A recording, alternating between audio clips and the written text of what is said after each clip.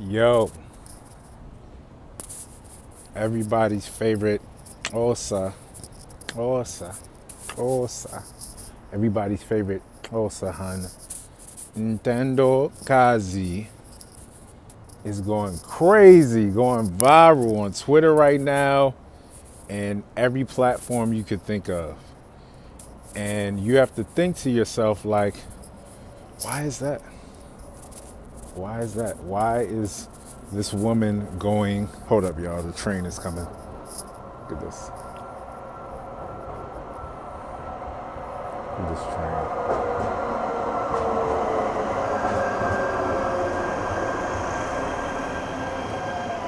That's the train. In B-more, we call it the light rail.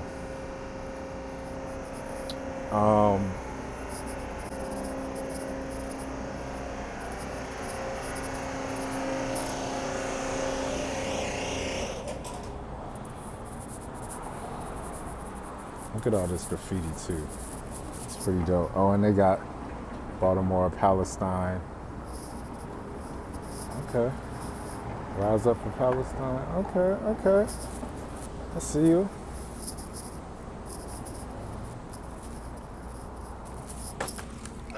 So everyone's favorite Osahan, Ntandokazi, right? Going viral, going super viral. I walk this way. Going super viral, and it's crazy, man, because when you think about it, every guy that is on her right now is talking about how beautiful she is, how they wish their girl was like her, and all these things, right? And so it's interesting because if you really, really think about it, a lot of the guys that are doing this don't really want her or don't really want what it takes to get a woman like that. And when I say that, I mean that as much as they brag about how beautiful she is, which she is, and how, elegant and feminine, and how good she is to her man, and how, they wish they had a woman like that. What they don't talk about is what it takes to get a woman like that, right? If you look how her man treats her very well.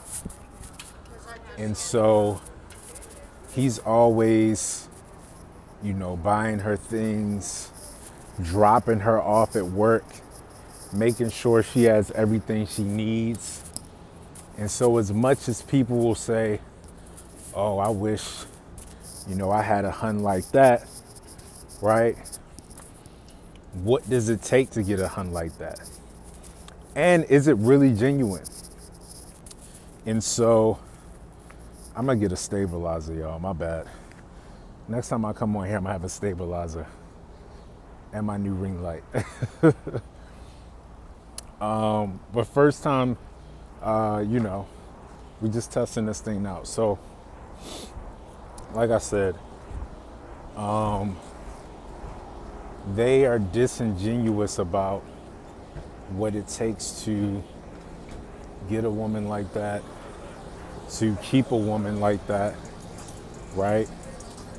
And they're using her to shame other women, You see it all over the timeline, on Twitter, on TikTok. That's all I see. Why can't you be like Ntandokazi, right? Why can't you be like that? What's stopping you from being like that? Oh, I wish my girl was like this. Shout out to my guy, Chris XL. He blew her up. She got an endorsement deal now, right?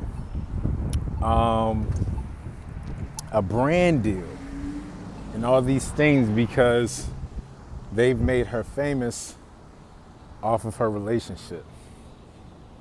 But the biggest thing, and we should know this from social media, is that as much as social media is reality, it's a lot of things that go on behind the scenes that we don't know about, right?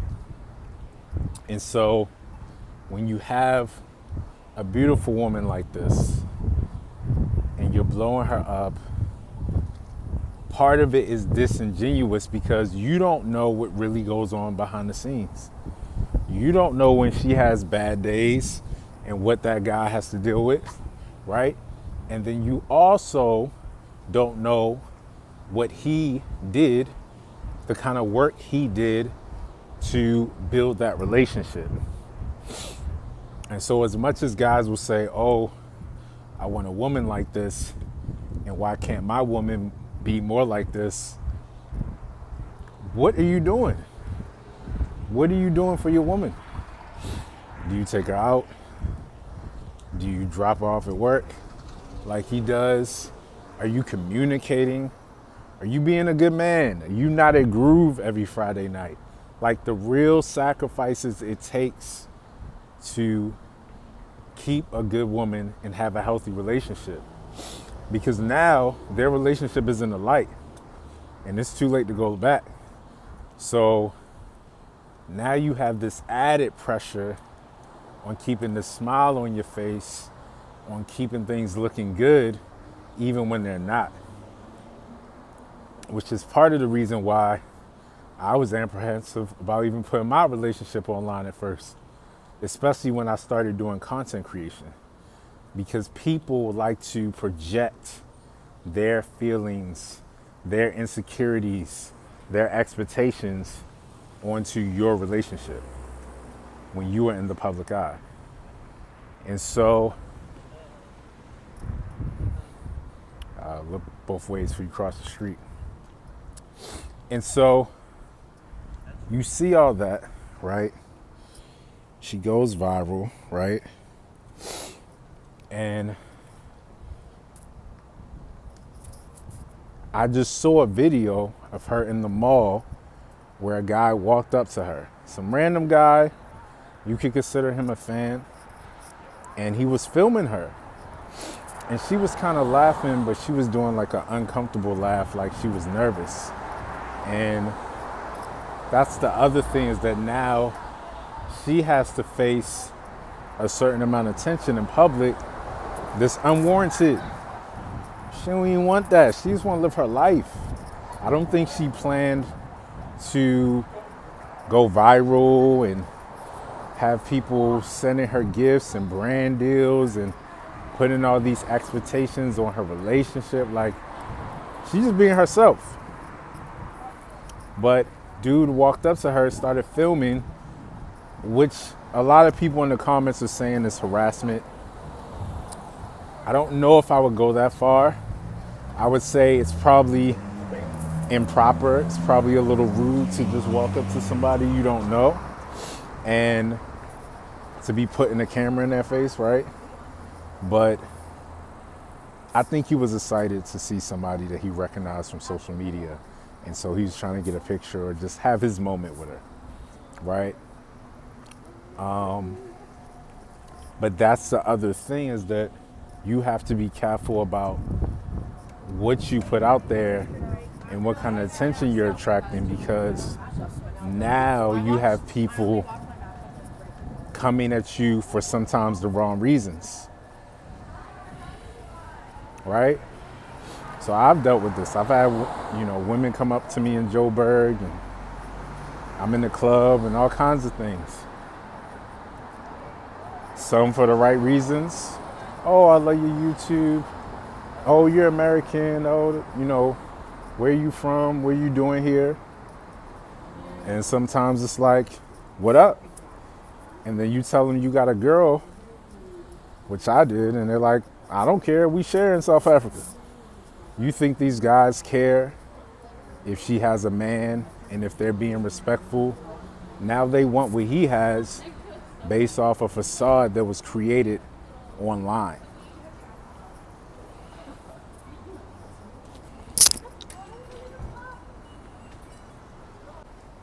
And so I'm saying all that to say,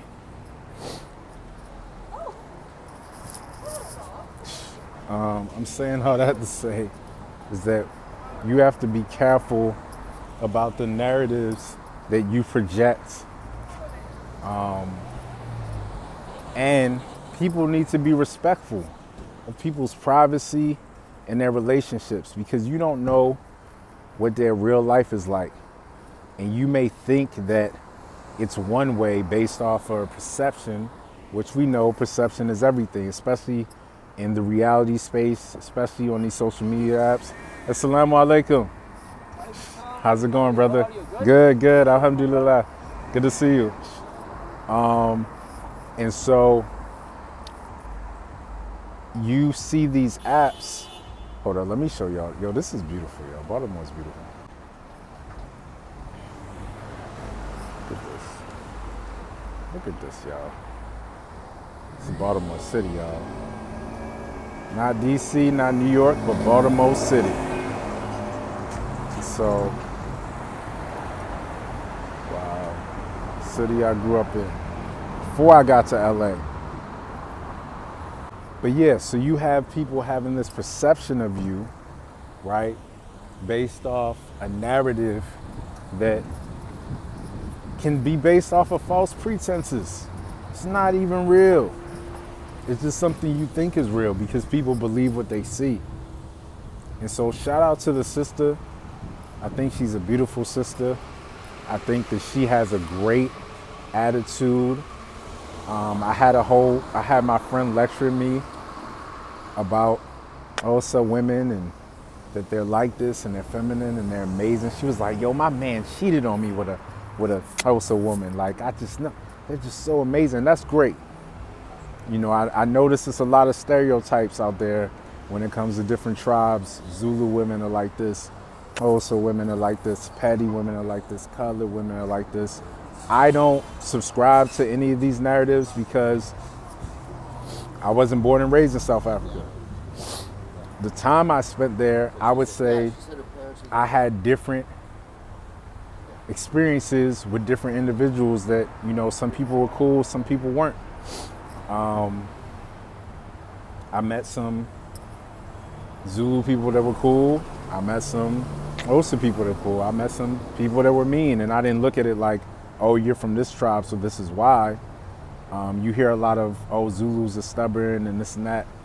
But the Zulus adopted me, so you can never talk trash about the Zulus. I'm Big Kanye forever. They gave me the name Kanye, and you can never talk about Zulus to me. I don't want to hear it.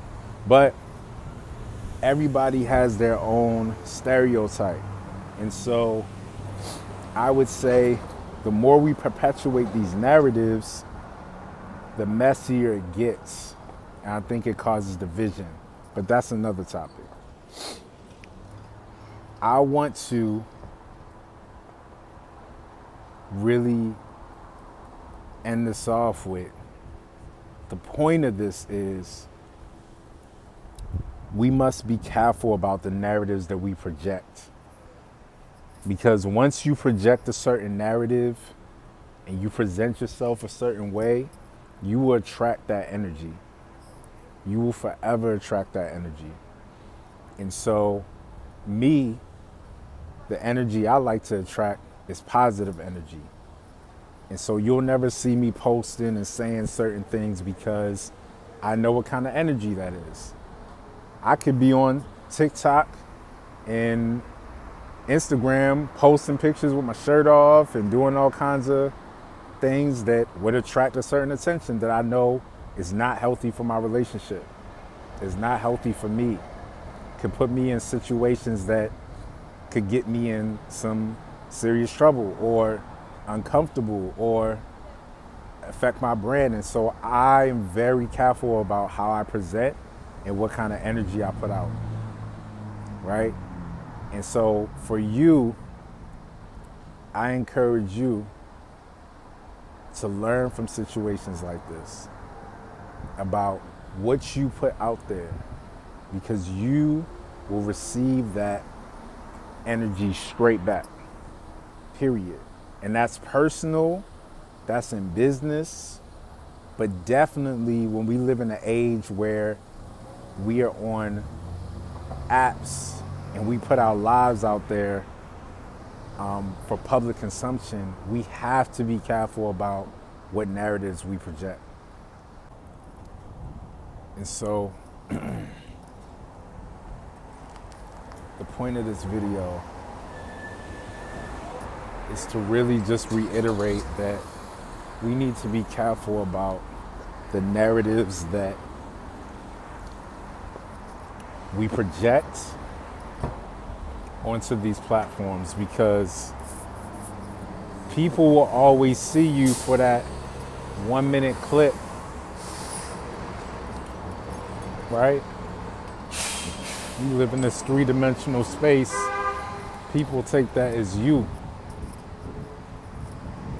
They don't consider if you have a life outside of this app.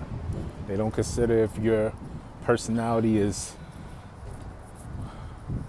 more than some one-dimensional character that people could perceive you as. YouTube and TikTok and all these platforms are the new TV. Sometimes people don't even consider that you're a real human. You have real feelings. You go through real shit. And so that's all I'm saying, y'all, is that we have to be very, very careful about what we project, because that will come back to bite you. And that's all. But shout out to the sister, Ntandokazi. I think she's a amazing sister. And I look forward to what's to come with her brand, because you can't get unfamous. So from here, it's only up. You know, she could do modeling gigs. She could do music. She could be the new Uncle Waffles. She'd be Uncle Pancakes. Or Auntie Pancakes. Uncle Biscuits. But yeah, shout out to her and her, I'm not sure whether it's her husband or boyfriend. I don't know his name because he always kind of plays the background. But protect yourself, protect your peace, and most importantly, protect your relationship. And as men, let's be more responsible and stop trying to shame women into being what we want them to be, what we think they should be. Because at the end of the day, you got to be yourself. Because whatever you present, now you got to keep up that facade. And so that's why it's always better to be you and be true. And that's what I do. You know what it is. Much love from me to you and yours. Peace from Kahlis. Shop, shop.